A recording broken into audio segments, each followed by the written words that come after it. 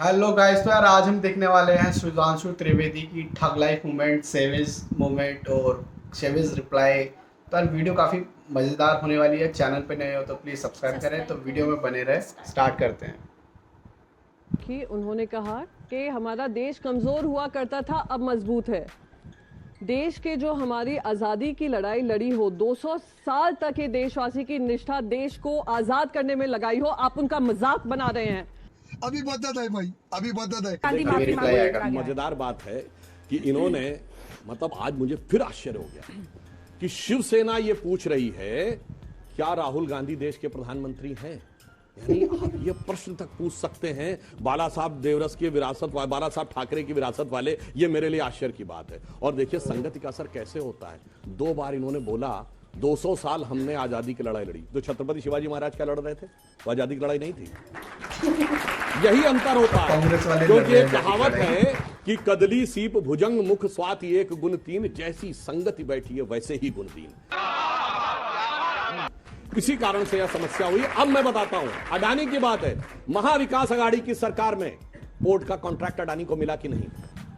आज राहुल गांधी जहां से सांसद हैं, वहां केरल की सरकार ने पोर्ट का कॉन्ट्रैक्ट दिया कि नहीं? अब बताइए, सबसे बड़ा अगर पावर का कॉन्ट्रैक्ट मिला है पिछले 6 महीने में, तो राजस्थान में कितने का? 60,000 करोड़ रुपए का पावर का कॉन्ट्रैक्ट राजस्थान सरकार ने। सैकड़ों एकड़ जमीन दी है। अब आपको पता है माइंस का सबसे बड़ा कॉन्ट्रैक्ट कहां मिला है? 11,000 करोड़ रुपए का छत्तीसगढ़ में। अगर आपको लगता है, आप आके दिल्ली में जो इनके प्रवक्ता बोलते हैं ये गड़बड़ वो गड़बड़, अरे उस गड़बड़ कंपनी को आपने अपने यहां दे रखा है। अरे जांच शुरू करो, कैंसिल करो, नहीं तो रिकमेंड करो सुप्रीम कोर्ट की कमेटी पे। ना ना ना, यहां आके हल्ला मचाना है, वहां इन्वेस्टमेंट का रिश्ता निभाना। ठीक है, क्या बात है सर, क्या बात है सर, क्या ये बात है। कांग्रेस को लगता है कि बीजेपी राहुल गांधी से डर रही है। आम आदमी पार्टी कह रही है कि कांग्रेस अब इस देश की काबिल ही नहीं बची है, तो इसकी अब बात क्यों करें। आपको क्या लगता है, क्योंकि 24 में आप जा रहे हैं और सवाल ये खड़े हो रहे हैं कि लोकतंत्र अब बचा नहीं है। देखिए, आज मजे की बात यह है कि पैनल बड़ा बढ़िया है। एक पार्टी है जो भारत की सबसे नई पार्टी है, नई नवेली है, अजब अलबेली है। एक पार्टी है भारत की सबसे पुरानी पार्टी है। कोई चीज ज्यादा पुरानी हो जाती है तो घर में कहते हैं ना, पुरानी धुरानी हो गई, किनारे रख दिया जाता है। उससे भी ज्यादा हो जाए तो फिर फटे पुराने हो जाते हैं तो बाहर कर दिया जाता है। ये उस स्थिति की तरफ बढ़ रहा है। मजे की बात देखिए, उन्होंने क्या कहा, हमने जितनी तेजी से प्रगति की है उतनी तेजी से किसी ने नहीं की। सही बात है। अरे 10 साल में क्या, हमें 72 साल हो गए, कभी कांग्रेस से समझौता नहीं किया। 72 दिन में कांग्रेस से समझौता किया, इसलिए सत्ता। और इतना ही नहीं, मजे की बात देखिए, सबसे पहले दिल्ली में जब 8 सीटें कांग्रेस की थी, 32 हमारी और 28 इनकी थी, कांग्रेस ने इनकी पालकी ढोई, सत्ता की दहलीज पार कराई। अब फिर भैया उन्होंने दिल्ली तो छोड़ो, पंजाब भी निपटा दिया। सही पकड़े हैं। भारत के लोग बीजेपी के खिलाफ बोले या तो सरकार के खिलाफ बोले, बाहर जाकर बोले या कहीं भी बोले, जब उसके खिलाफ बोले आपको लगता है कि ये देश के खिलाफ बोल रहे हैं, तो या आप भारत का नाम बदल कर बीजेपी रख दीजिए। और बीजेपी रख दीजिए नाम, क्योंकि आपको लगेगा कि भारत के देश के खिलाफ ही बोल रहे हैं ये लोग। अच्छा, हमको सिखा रिया है। इन्होंने जो बात कही भाई, उन्होंने कहा डेमोक्रेसी खत्म है, इसमें बीजेपी कहीं नहीं थी। वो जो जिस प्रकार की बातें करता, बताइए, अच्छा भारत तेरे टुकड़े होंगे इसका हम विरोध कर रहे हैं, इसमें कहीं बीजेपी है? इसमें कहीं बीजेपी है? यही तो समस्या है कि आप हमेशा उसको। और मैं एक बात कहना चाहता हूं, मुझे अचानक ध्यान आ गया, इन्होंने जो बहुत बोला था ना अभी, defenders of democracy England America के लिए। ये बताइए, अमन अल जवाहिरी को अमेरिका ने मारा अभी पिछले साल। किसी अमेरिका के विपक्षी नेता ने कहा मुझे सबूत चाहिए? किसी ने कहा मुझे लाश दिखाओ? यहां पे आके कहते हैं उसामा बिन लादेन को मारा, किसी ने कहा सबूत दिखाओ? अरे भाई यही सीख लेते, वहां जाके भाषण देते हैं भाई। If you think you're bad, I am your dad. मैं बता रहा हूं, सुनिए। इतना ही नहीं, आपको पता है इस देश की संसद ने वो रूल पास किया था, मैं इमरजेंसी की बात नहीं कर रहा हूं, राजीव गांधी जी के जमाने में क्या पास किया कि आपकी कोई भी चिट्ठी खोल के सरकार पढ़ सकती है, और अगर उसको लगेगा कि इसमें कुछ गड़बड़ है तो उठा के आपको जेल में बंद कर सकती है। मगर वो तो धन्य है ज्ञानी जैल सिंह जिन्होंने उस पर साइन नहीं किए, वो आप लेके आए थे।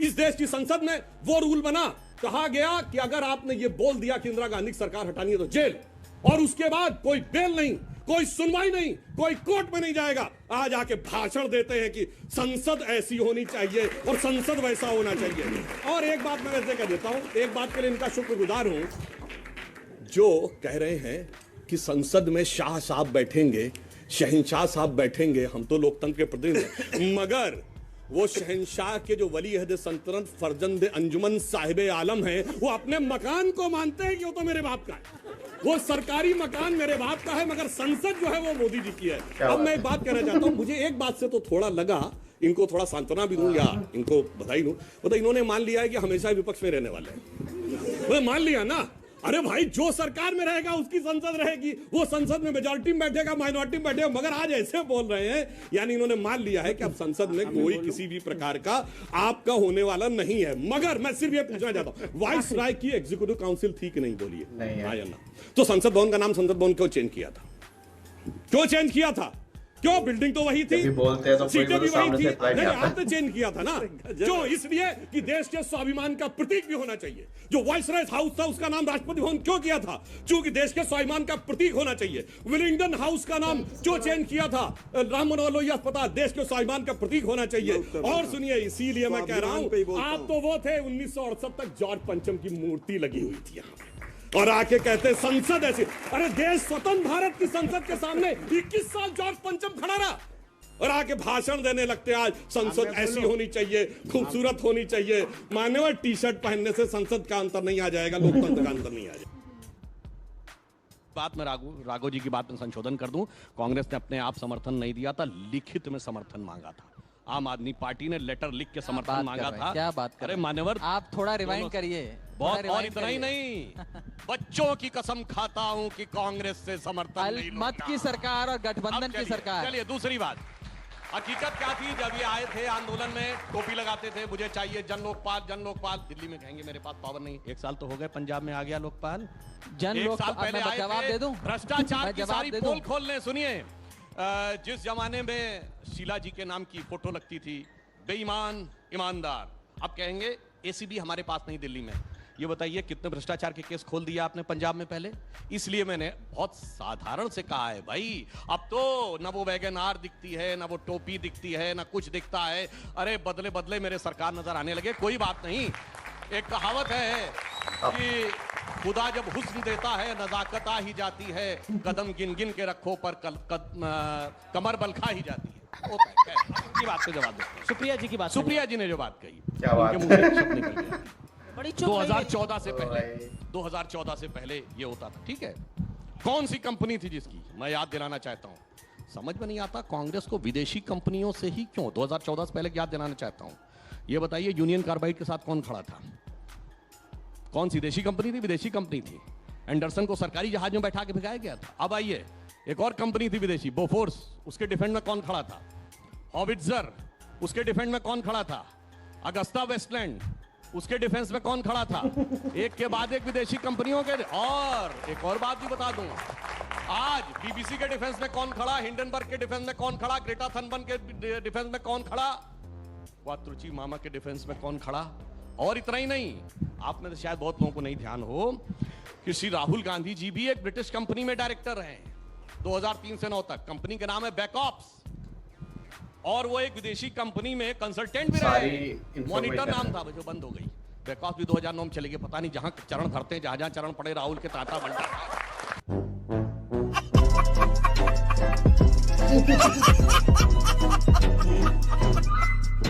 मजा आया सर। वीडियो काफ़ी मज़ेदार होती है। सुधांशु त्रिवेदी की जो भी डिबेट्स और जहाँ भी मतलब सुधांशु त्रिवेदी की डिबेट और जो भी आर्गुमेंट्स होते हैं ना, वो काफ़ी मज़ेदार होते हैं। और जो आता है ना निकल के, तो उसके बाद तो कोई सामने से जवाब मिलता ही नहीं है किसी भी डिबेट वाले को या फिर कोई भी शो वाले को।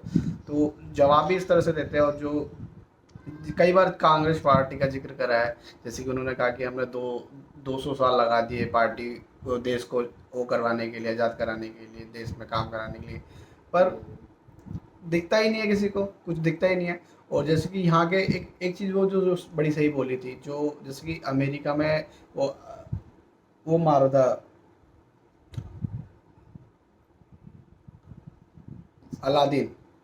हाँ, तो अमेरिका में जो वो मारा था अलादीन, तो उसका मतलब वहाँ पे लोगों ने सबूत नहीं मांगा, और यहाँ पे अगर हम कुछ भी करते हैं, सीज फायर करी थी या फिर कुछ करा था, तो वो सबूत मांगते कि यार तुम्हारा कितने लोग, मतलब कितने लोग मारे हैं और कितने तुमने वो प्रूफ दो।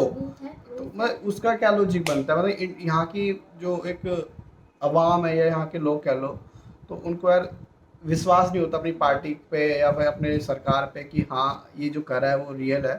तो वो चीज़ थोड़ा देख के लगता है। पर यार सुधांशु त्रिवेदी की जो भी डिबेट शो, मज़ा आता है देखने में, काफ़ी मज़ेदार वीडियो थी। आई होप आप अपना पॉइंट ऑफ व्यू बताना यार कमेंट्स में कि आपको कैसी लगी वीडियो, और चैनल पर नहीं हो तो प्लीज़ सब्सक्राइब करें, वीडियो को लाइक करें, और मिलते हैं नेक्स्ट वीडियो में।